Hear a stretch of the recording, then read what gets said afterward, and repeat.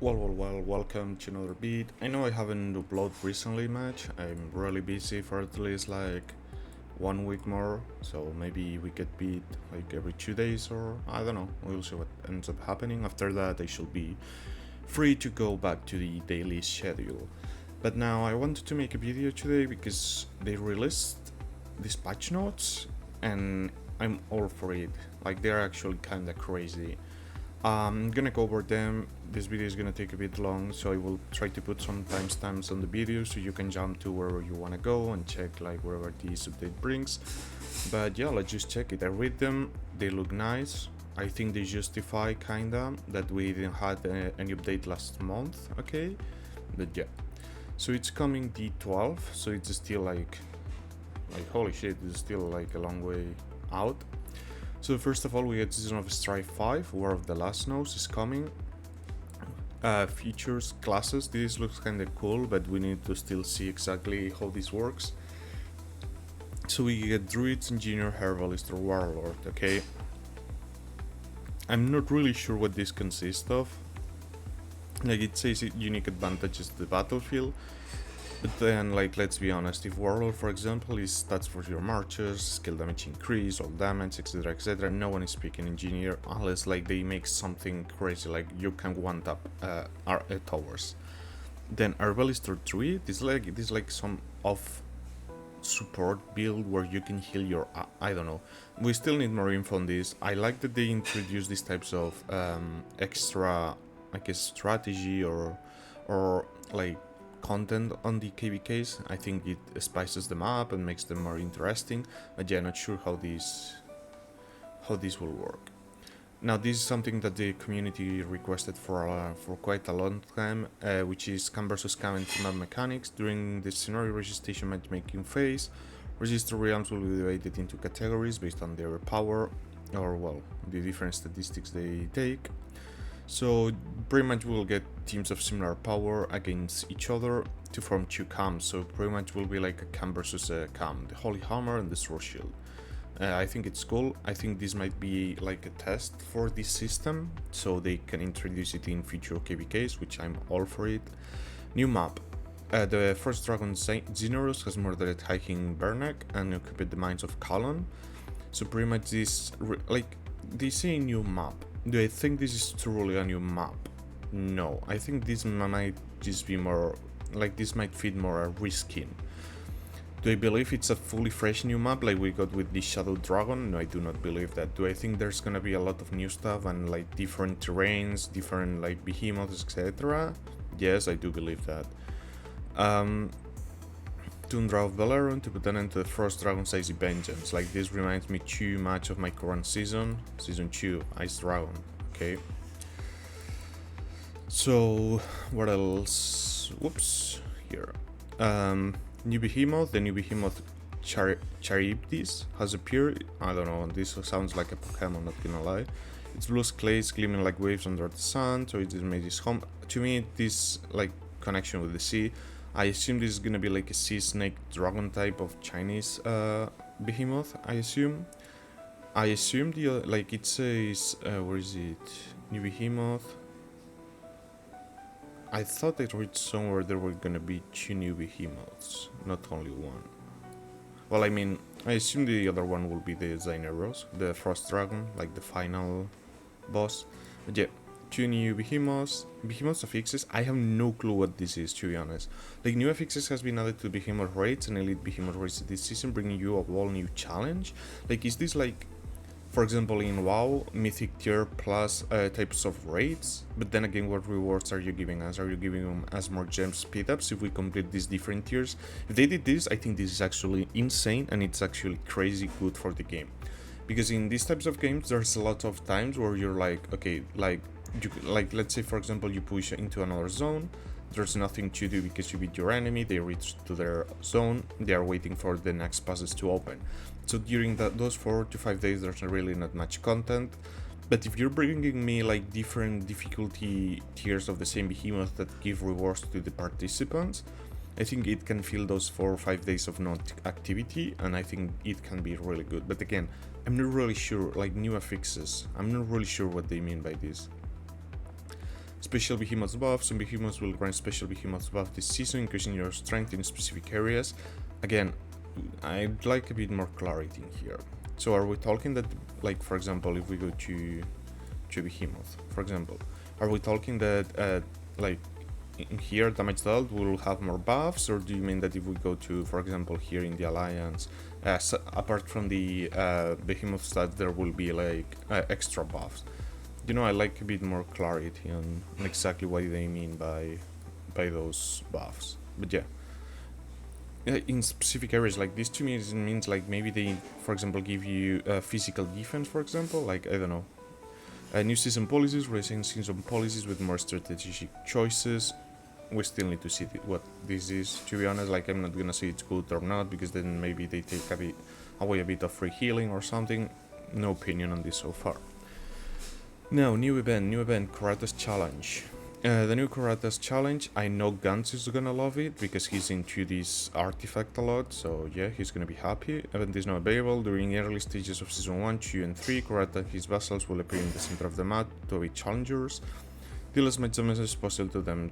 Why only Seasons 1, 2, and 3? Like, okay, do the devs mean by this, like, until you get to Season of Strife, or does it mean, like, including Season of Strife that is played on the map 1, 2, and 3? Because if you reach Season of Strife and you don't get access to this event, it's kinda meh, to be honest, especially for me, because we're already done with Season 1, well, are we in Season, like, I don't know. I think new events should always take part in all seasons, no matter what. Yeah, I mean, ranking rewards and achievement rewards, all for it. New events, new fresh content, I like it. We get again holiday events. This is your regular stuff. Okay, summer swap, you will have to like buy bundles or do some side quests. You get those currencies that you can exchange for gold heads, for speed ups. If you reach the tiers 3 and 4, you can exchange for pet fruit, usual stuff. Automating raid, I really like this event, and I do believe they should try to bring this more often, because here you can see that the AI is like, well, the AI, like the coding of the NPCs, the PvE units, is way better, as they actually try to prioritize targeting the unit they are counter and their movement. So I really like this, and I think if they develop this further, they could really, like, I don't know, make it like a cool PvE type of gameplay. Bounty hunt, reclaim lost goods for the Merchants Guild. Okay, treasure hunt, again, collect maps, you get rewards. Bell Society quiz, same thing. Now this is huge, Hates of Power. I'm pretty sure it's infantry main. Okay, the skin, what I don't know is the buff. Like, let me check, for example, all these skins, because if there's something missing for infantry, then it's gonna be that one. Infantry HP is gone, marks, so it's either attack or defense, right? Yeah. I don't know, I think for me the best for infantry is probably HP, to be honest. So I don't know, it's either attack or defense. From those two, I don't know, maybe I prefer attack, considering it buffs pet damage, artifact damage, and everything, even though, like, not many infantry artifacts actually deal damage, but usually like infantry marches already have a good enough defense. So yeah, if you're planning on pushing, you might try to line up your researches, your training troops, etc. This is huge for me. Added the new Epic Hero Marduk, cowardly PvP mobility. I don't think we've seen any picture from him, unless he's like that skeleton guy that I will try to check in the COD video and show in screen if that's the case. Cowardly PvP mobility. Look, in this game, I actually like that they give me epic heroes, especially if they are cowardly. Because it's not like in Rise of Kingdoms, where 1, you have so many heroes, and 2, you can spam the same heroes over and over and over and over again. Here we have a stamina, so if you're really PvPing, there's a point where your heroes run out of stamina. So having even epics, like, bear in mind, in a 5-cap setup, Alistair is still being used on the lineup. Alistair is borderline for me a legendary tier hero. Sadly, it has like a rally skill, okay? They could add some cool new mechanics to this mark. They could make it like an AoE buffer, like Tara, for example, you know? So, yes, it's epic, but still, cowardly PvP mobility, good talent tree, still need to see the skills. I like it. Now, this is the only thing I dislike about this update. This for me makes absolutely no sense. First of all, they added 10 new exemplars. Okay, that's fine. Like, you know, like why should some artifacts be exemplars and others not? That's giving an edge to some people. Spring blades, I like to see this. Storm arrows, the same. Manastone, like, bro, I don't know, whatever. What I don't like is this. The exemplar system will roll out simultaneously to season 2 and 3. So I made my math. It takes me 1 year with 20k gems spent each month to reach the 2k Forge of Light keys to unlock this feature. Okay, now I'm at 20 mil power. We have 75 players already in the kingdom. No, here. Okay. At this point, these people already have an edge over like literally like 95% of the server, which is technology and the troop. Okay, so for me it kind of makes sense to introduce that in season of Strife, because at that point like people are already reaching kind of the T5 stage, so almost like all except for artifacts, almost all like stats of the march is kind of equal. So I get that they want to give a bit of an edge to the whales. Now the issue is for me and for like 95% of the player base in seasons 2 and 3, we're about to face whales which have like max tech, which have T5 troops, and now have like, I don't know, 30% extra stats plus like 600 extra damage factor. I think that's a bit of an overkill, to be honest, and I really like just if this was removed and exemplar which is used to unlock as a season of Strife mechanic. I think that'd be completely fine, you know, like you grind until season of Strife, the Forge of Light kit, so when you get there you can unlock it, or if you don't have it unlocked, you're close to it. But yeah, right now, I don't know, like whales will have like 40 to 60% extra stats. Combat system improvements. Now here comes a big part of this update. Okay, I'm not gonna read like all of them because this was already explained a bit, but pretty much what they are doing is, for example, in this, okay, you have like your Legion Gathering Speed March. Okay, so they kinda reduce the amount, the base default, but they are giving you the on this march a universal skill. So if you have like this, does it have to be awakened or not? No, it's only when if you unlock the hero's holistic skills, it will apply to all your legions. Okay, so the base default gathering speed of indies gets reduced, but if you have that skill to level 5, now every single march in your account will have 5% extra gathering speed and 15% with gathering speed. I think that's good. That allows you, like, because for me, for example, like, I don't know, I feel we're missing gathering commanders in this game, especially in the epic tier. Maybe they said, look, let's not add more gathering commanders and we just add this, which I think it's probably the better approach. And it's pretty much the same for everything. For example, Legion gathering speed, it gets reduced by quite a good chunk, to be honest, but then again you get the universal, like for all legions, gathering speed. Same with Tara. I think it's only the gathering and like the peacekeeping damage ones. Pan, Hellas, Legion speed, load capacity, gather speed. Okay, engineering 2, which is nice. So like you still want to use, for example, Ordos for engineering, okay, because now he gets this buff, and in theory he should get this too, you know, so you're multiplying the amount of engineering delivered by Ordo. But now, for example, if you're really in the middle of a contested flag, you can send the Skull Gorge, for example, to destroy the building, and it will have like this buff, which is good.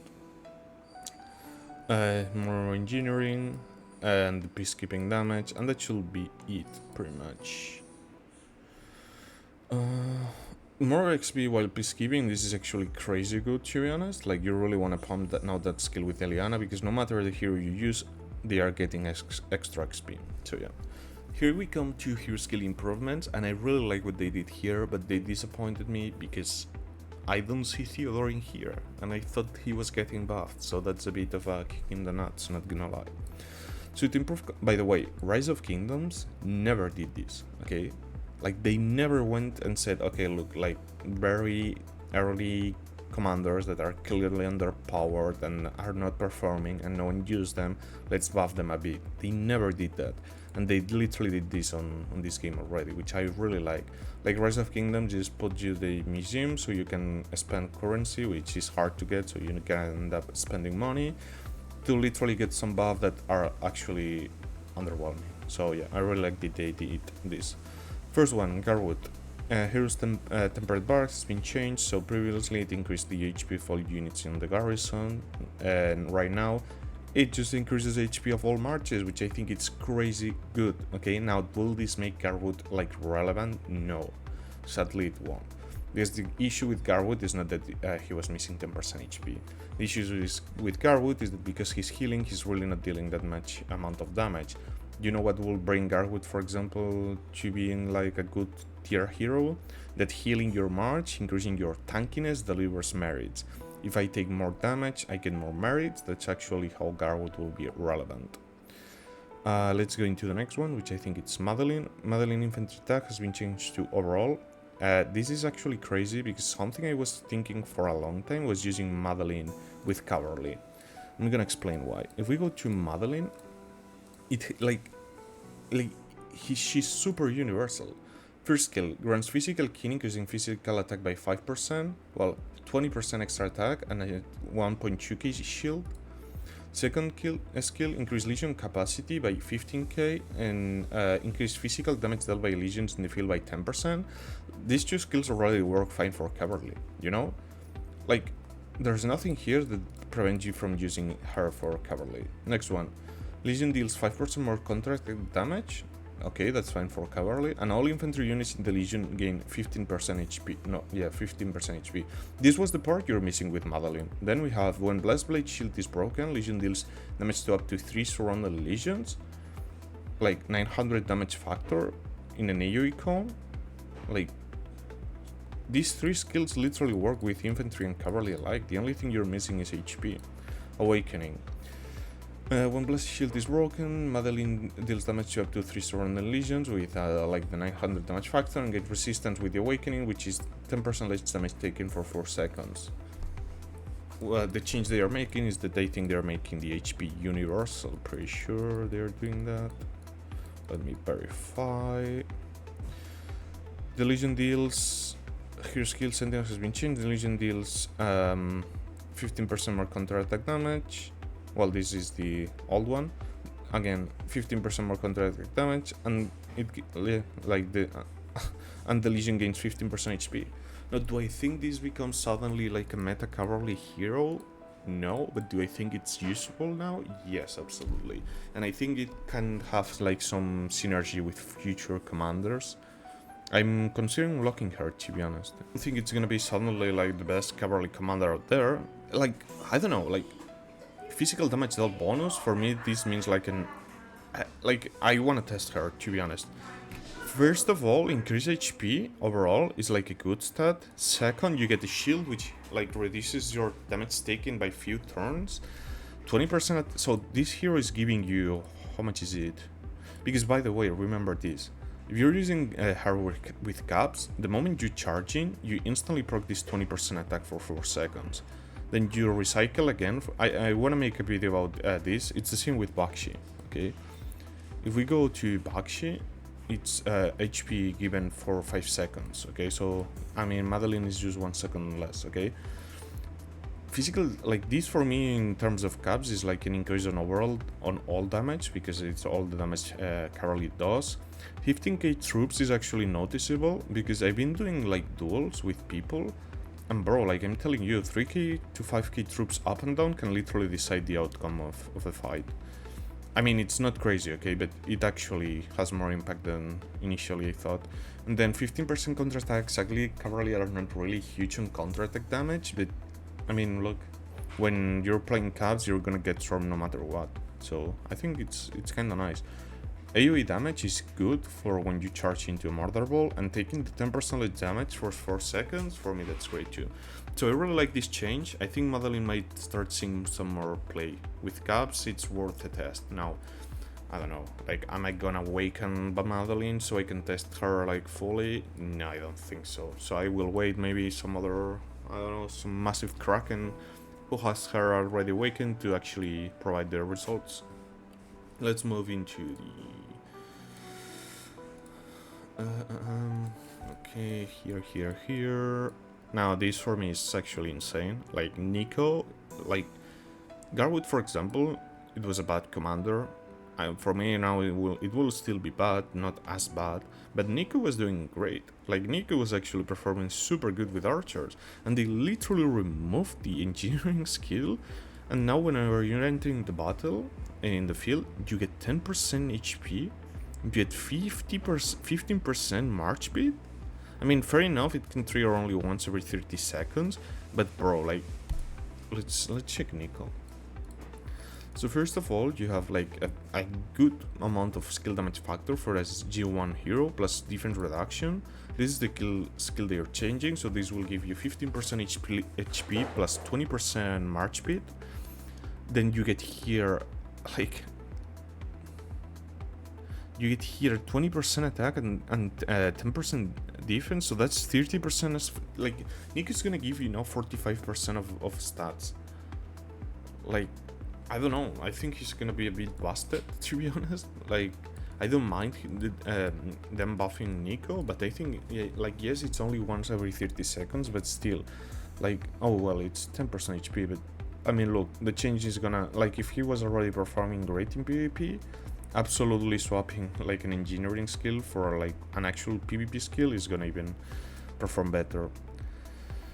Freygar, hero skill Falconer chart has been changed. So previously, whenever you launch a normal attack, they have a 20% chance to gain march speed and reach accumulation speed. Now it does what? When launching a normal attack, the Legion has a 20% chance to launch an extra normal attack at an enemy other than the target, so it's like an AoE normal attack. And they...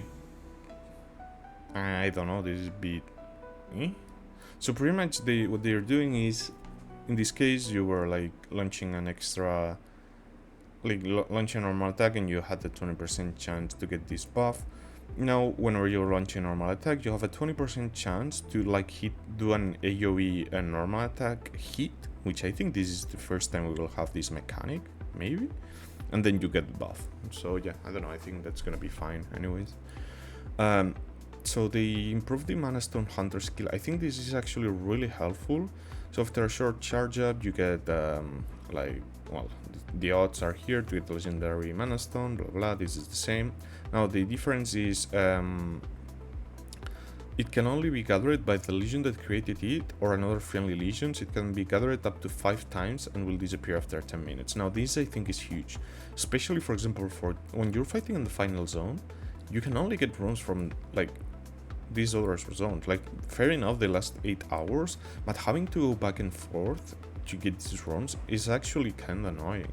So right now what you will be able to do is everyone who has that artifact, whenever the fight is going on for like a long time, they start spawning runes and every single person can go and grab those runes. Like, of course there's a limit, there's a cap on how many people can grab the same rune, okay? But I really like this concept that it's not for your march only anymore. Okay, it's pretty much the only artifact they changed. Now, changes to gaining merits. I'm spooky about this because last time they did this, literally merits got 2x harder to get. That increased the number of merit gains by players who defeat level 4 units during Season of Strife. I don't know why. Why not make it all seasons? Why only if you killed okay, like in my season, it's theoretically speaking harder to kill T4 units than in Season of Strife because there's less T5 players and everyone is like kinda more in pair with tags. So in theory, I should actually be rewarded for killing T4s now rather than in Season of Strife, because now in theory it's harder. I don't really get this. Like, why only Season of Strife? And yeah, I guess what they like, I don't know, like, is there really that huge amount of like level 4 units in Season of Strife? Like, okay, maybe, like, the game is 2 years old. 2 years is like the benchmark for when F2P get the T5s. I don't know, I was expecting a bit more, to be honest. I don't know, like merits gained from infantry or something like that.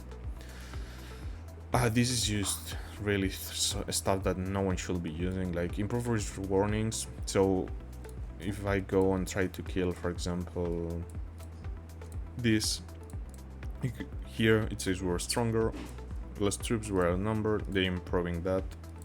I don't know, a bit of whatever, to be honest. Like, I guess for new players, it's fine. Behemoth trials to multi-deployment, whatever, to be honest. Improve Legion attack target selection, improve Legion target selection settings. The setting will no longer be reset when exiting the game. Okay, cool. Like quality of life stuff. Improve Legion organization. I think this might like look cool, but not really have a huge impact. So what I'm getting from this is that if you're sending 5 marches out to Volk, those 5 marches will organize themselves. I assume, like, I don't know, for example, infantry in the front, ranged units behind, cavalry on the flanks, something like that. Unit skill improvements. To improve combat balance in Season 1, marksmen and magic units have a new unit skill. When hit with a ranged attack, they will launch a counter-attack that deals 50% counter-attack damage. So pretty much in Season 1, archers and mages will deal the same counter-attack damage to other ranged units as infantry and cavalry. I don't know, a bit of whatever. Now we're moving. I really like to see this. I love this, okay? Like, they are already introducing super VIP, okay? This in Rise of Kingdoms takes you like 20 VIP levels. Here they make it 15, okay? Like, purchase merching effects, battle cards, profile decorations, and other unique items. They are introducing skins rather than more buffs to VIP, which I absolutely love. Because in Rise of Kingdoms, for example, imagine like you're a new player, you're going into the what here will be Season of Strife. Your account is only like 1 year, 2 years old, and now you're facing like an 8-year-old player because of like VIP 20, and you're sitting at your VIP 14, missing like, I don't know, 20% stats, like 10% all damage, healing reduction, and it's not your fault. You can be spending like a huge amount of money. It's just that dude has been playing for 8 years. So with the introduction of like Super VIP, that removes that. Now that 8-year-old player will come looking like cooler than you, but in terms of performance on the battlefield, the VIP will not like give him an edge. So I really like this. New cosmetic system is here. You can access the system for the same place in your city as before. Use it to keep the various custom decorations you have unlocked and make your city truly unique. Oh, okay, whatever. Exchange house improvements. They increase pretty much the cap on buying pet skills. So yeah, 0 stars has gone to 100. Just skill cards has gone to 800. The weekly purchase limit for 1-star skills cards has been increased to 15. And the storage space for 1-star skills card has been increased to 120. Okay, I guess that's fine if you're really wailing on the pets. Warped regeneration improvements. I think this is kinda cool. Reduce chances of receiving B-class attributes when regeneration creates a warped with 8 skills card slots. I think that's cool. Like, imagine you get a pet like this with 8 slots and your stats are garbage. It's like, okay, what do we do? They play with garbage stats with 8 skills and then risk with other potions to actually re-get the 8 slots with pet. Like, I don't know, it's too much RNG. I like that they are minimizing the chances of getting 8 slots with garbage attributes.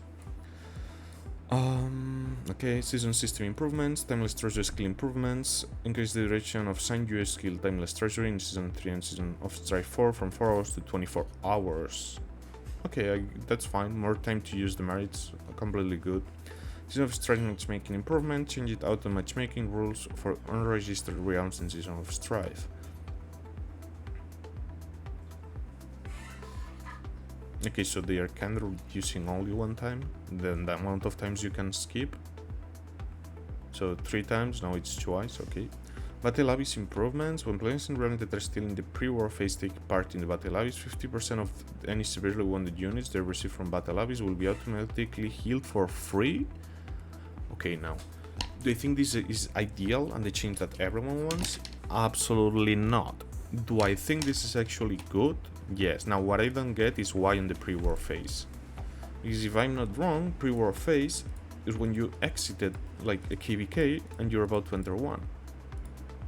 What people are complaining the most is that when you're actually in the season server, you cannot do a Battle Abyss because you need to save all your troops for PvP. So I think what they are doing is trying to increase the, like, but then again, if you're in pre-war server, why do you care about save wounds?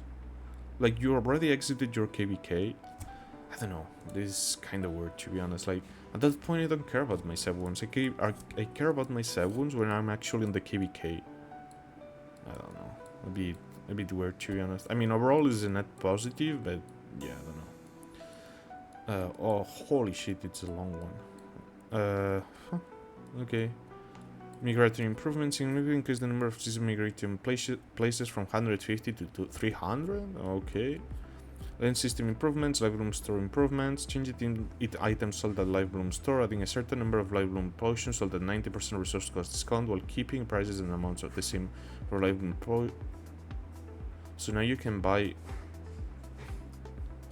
Like, does this mean I can buy with my resources live bloom potions? Or is that by resource they mean the merit cost and refer to merits as resource? Okay, I think that's cool. If they are improving the amount of healing I can get, all for it. Alliance building improvements. Alliance buildings cannot be built and cities cannot be relocated within. Okay, they finally introduced like the buffer zone for siege bastions. Your legions take AoE damage from garrison armies in enemy past cities. Holy shit, this is insane. This is actually insane. So pretty much, like, this was a common tactic in Rise of Kingdoms. If they were swarming a flag, or they were swarming your city, like, let's say they rally your city, you're taking, like, they're rallying one-on-one, but they suddenly pull, like, some marches next to your city, you could swap to an AoE hero and literally zero, like, 10 marches just from your AoE. And now this is gone. You don't take, like, you will be able to literally, I mean, you will still take severely wounded units, but you will be able to walk through, like, next to cities, next to buildings, without having the risk of your units dying. Now, do I think this is a positive? I don't know, I'm 50-50. In one hand, I really like that, like, I don't know, like, you will not be massively punished by making a small mistake. But at the same time, if someone is not, like, paying attention, not playing clever, I think there has to be a punishment. I guess taking huge amount of severely wounded units. I guess this is a good middle ground, to be honest. Reduce the time required to trial battle acceleration for rolling garrison battles. Huh? Only applied to season 1 or home realms? I don't know, I'm ignoring this. I won't even bother. The improvement, routes of war improve.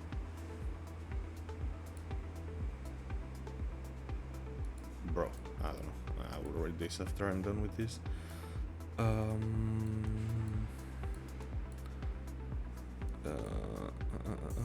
Bro, there's so much stuff. I'm losing my voice already.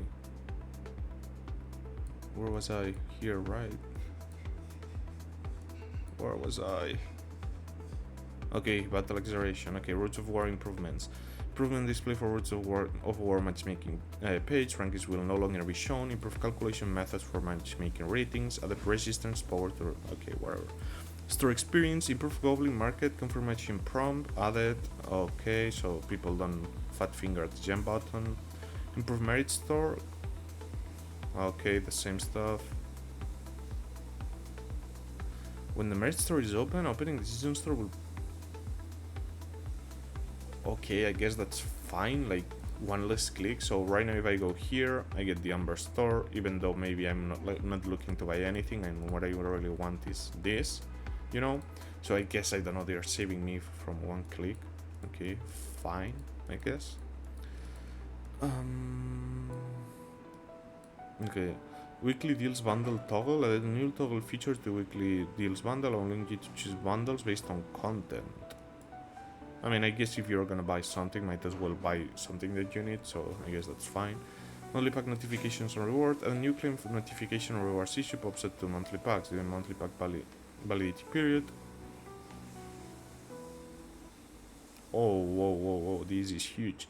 I think if you, for example, don't log in for 1 day or 2, up to 30 days, rather than losing them, they get like accumulated, and then you can claim all of them at once. I really like this change, to be honest. Like, I don't know, let's say you're on a trip, let's say you're going somewhere, or let's say you get banned, for example, and now you're losing 3 days of this. I think this is fine. Never major reporting rules change. Okay, whatever. Testing preview. In order to bring you a better gameplay experience, we will soon be testing improvements and changes to certain features. Testing will include improvement to the early game tutorial process, staggered unlocking of heroes at the beginning of Season 1, linking hero level limits to city level. Linking unlocking of certain buildings to season adventures progress and the new quest scope system. Bro, did they really just put this at the fucking very end of the patch notes? The number of merits that infantry reaches in certain situations has been increased. This change will take effect sometime after the date goes live. Bro, okay, finally infantry might start seeing some more play, because fuck me, they struggle to, like, you see merit players just like YOLOing inf non-stop, and then you look at their stats and it's like, one, they're trading negative, of course, like if you check like these stats, they are on a negative, and then they cannot reach 10 mil merits no matter how hard they try, which is like so disappointing for them, to be honest. But yeah, overall, super good update. I only have one thing I don't like, which is the exemplar wishes being unlocked before Season of Strife, to be honest. And this is kind of weird as fuck. Like, what is this? Linking hero level limits to city level? Bro, are they nerfing whales in early game? Because let's be honest, if you're a whale and you have like... No, like, are they nerfing whales or like... Staggered unlocking of heroes at the beginning of Season 1. Like, linking unlocking of certain buildings to Season Adventures progress. Well, first of all buildings are important. All buildings that are important are literally unlocked very early of the game. And if they mean that, for example, you cannot go past, like, I don't know, let's say, for example, City Hall 21... before like some season adventure progress goes off, that means like a whale who literally wants just to rush T5 cannot.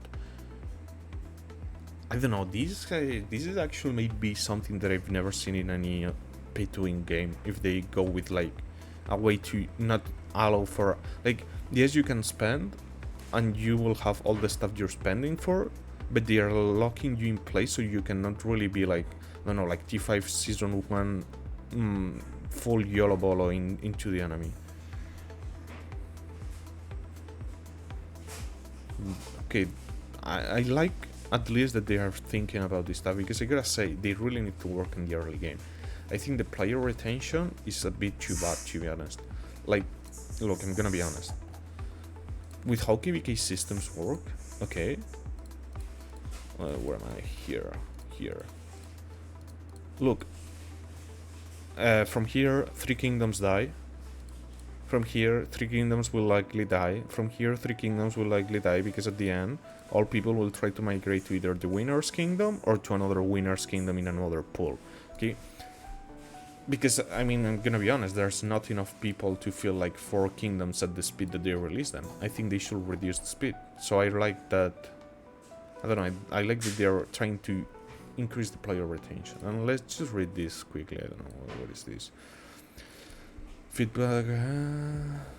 Okay, so it's about the migration points. Okay, they are doubling, yes, we know.